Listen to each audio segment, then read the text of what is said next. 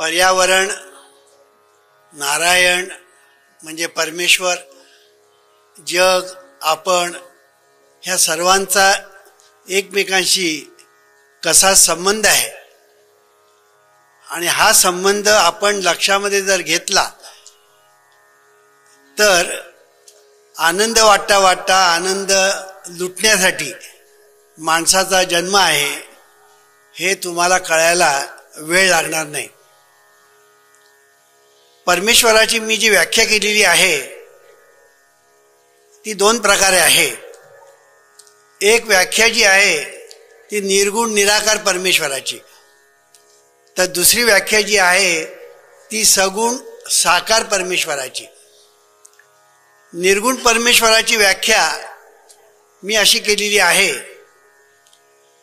की दिव्य ज्ञान, दिव्य आनंद आणि दिव्य जाणीव यांनी युक्त अशी सर्वव्यापी, सर्वसमर्थ, शाश्वत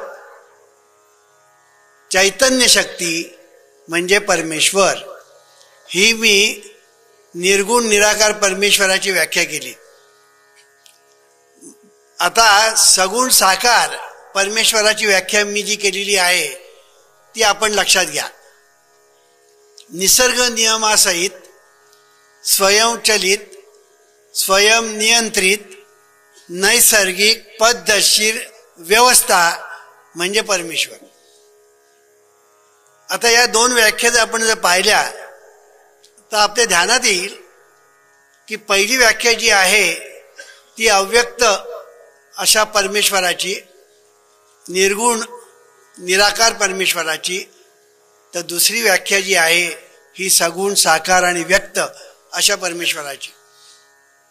आपल्याला कर्तव्य जे आहे सध्या ते दुसरी जी व्याख्या आहे सगुण साकार परमेश्वराची त्याबद्दल आहे. त्याचं कारण असं आहे की ज्याला आपण निर्गुण निराकार परमेश्वर असं म्हणतो त्याच्याबद्दल जो विचार करायचा असतो तो वेगळ्या पद्धतीने करायचा असतो. आज ज्या पद्धतीने केला जातो ती पद्धत आमच्या दृष्टीने चुकीची आहे. ज्या पद्धतीने हा विचार व्हायला पाहिजे त्या पद्धतीने होत नाही.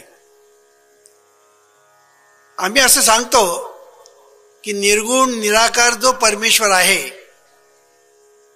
तो तुम्हाला कधीही दिसणार नाही आणि कधीही तुम्हाला हाकलता येणार नाही.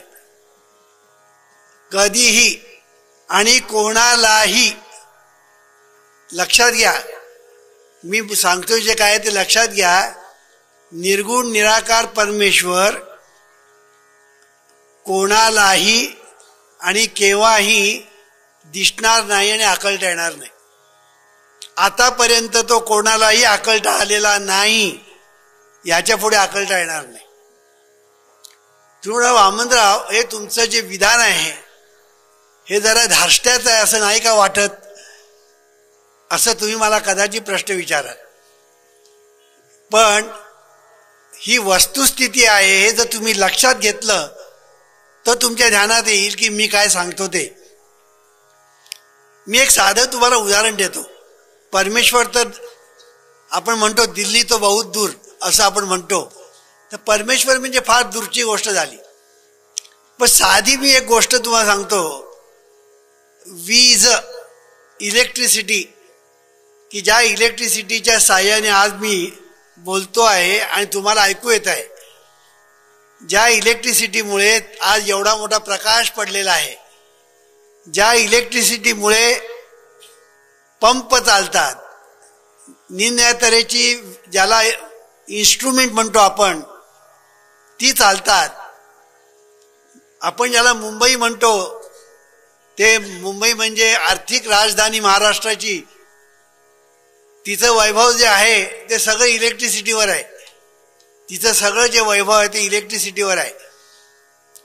अशी ही इलेक्ट्रिसिटी तुम्ही पाहू शकता का?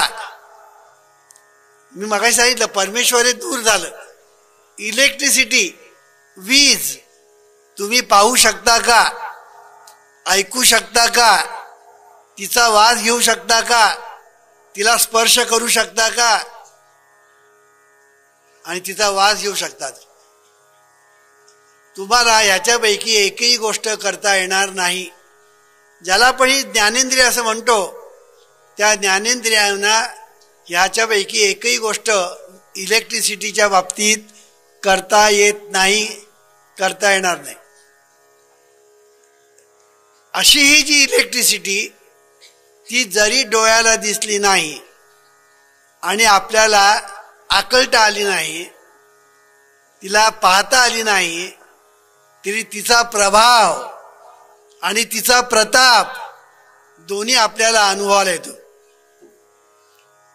तिचा प्रभाव आणि तिचा प्रताप दोन्ही आपल्याला अनुभवायला येतो. आणि म्हणून या ठिकाणी इलेक्ट्रिसिटीचा हा जो प्रभाव आहे तो आपण प्रत्यक्ष अनुभवत आहोत. त्याचप्रमाणे तिचा प्रताप, कधी कधी ताप होतो, आग लागते, शॉर्ट सर्किट होतं, अमुक होतं, तमुक होतं. हे जे होतं आहे तो त्याचा प्रताप, तोही आपण अनुभवतो. दोन्ही गोष्टी आपण अनुभवतो. असं असून सुद्धा त्या विजेला आपण सतत त्याचा वापर करत असून सुद्धा ती वीज, ती इलेक्ट्रिसिटी आतापर्यंत कोणीही पाहू शकलेला नाही, तिला आकलता आलेलं नाही. ही गोष्ट जर आपण ध्यानामध्ये घेतली तर ही इलेक्ट्रिसिटी आणि परमेश्वर, कुठे परमेश्वर आणि कुठे इलेक्ट्रिसिटी. पण ज्या इलेक्ट्रिसिटीला आपल्याला आकलता येत नाही, पाहता येत नाही, मग परमेश्वराला आपण कसे पाहता आणि कसे आकलणार. तेव्हा आतापर्यंत कोणालाही हे अंडरलाईन करायचं, कोणालाही आकलता आलेलं नाही, याच्या पुढे आकलता येणार नाही परमेश्वराला. कारण परमेश्वर हा इन्फिनिट आहे. परमेश्वर हा इन्फिनिट आहे. तो इतका इन्फिनिट आहे, इतका इन्फिनिट आहे की त्याला अंत नाही आणि त्याला आदी नाही. त्याला अंत नाही, त्याला आदी नाही, असा परमेश्वर इन्फिनिट आहे. आणि असा हा जो परमेश्वर इन्फिनिट आहे त्याला तुम्ही आकलणार कसे? कारण तुम्ही फिनिट आहात. कारण तुम्ही फिनिट आहात म्हणून त्याला आकलता येणार नाही. त्याचा वापर तुम्ही कराल, त्याचा उपयोग तुम्ही कराल, पण तुम्हाला त्याला पाहता येणार नाही, आकलता येणार नाही. तसा परमेश्वर आहे. परमेश्वराच्या बाबतीमध्ये नेमकं असंच आहे की परमेश्वर हे अधिष्ठान आहे, शरीर हे प्रतिष्ठान आहे आणि जीवन हे अनुष्ठान आहे. मग त्याला तुम्ही परमेश्वर म्हणा किंवा दुसरं कुठली नावं द्या, तुम्ही काय नाव देता याला काहीही महत्व नाही. जे आहे त्याला महत्व आहे. आणि म्हणून आपल्या ठिकाणी ही जी चैतन्य शक्ती आहे याला निर्णय नाव दिलेलं आहे. त्याला वेदांतांनी ब्रह्म असं म्हटलेलं आहे. त्याला ज्ञानेश्वर महाराजांनी चैतन्य असं म्हटलेलं आहे. सर्व उपाधी माझी गुप्त, चैतन्य असे सर्वगत, ते तत्वज्ञ संत स्वीकारिती. असं चैतन्य हा शब्द ज्ञानेश्वर महाराजांनी जो वापरलेला आहे तो मोस्ट सायंटिफिक आहे. भगवद्गीतेने त्याला ईश्वर म्हटलेला आहे. भगवद्गीतेने त्याला ईश्वर असं म्हटलेलं आहे. ईश्वर सर्वभूतानां हृदयेर्जुन तिष्ठती असं म्हटलेलं आहे. असा हा जो ईश्वर आहे ह्याला ज्ञानेश्वर महाराज चैतन्य म्हणतात, वेदांत त्याला ब्रह्म असं म्हणतात. आणि इंग्लिशमध्ये साधा शब्द आहे लाईफ. इंग्लिशमध्ये त्याला या सगळ्याला एक शब्द आहे लाईफ. आणि म्हणून हे जे लाईफ आहे ते आपल्या ठिकाणी पण आहे, ते सर्व ठिकाणी आहे.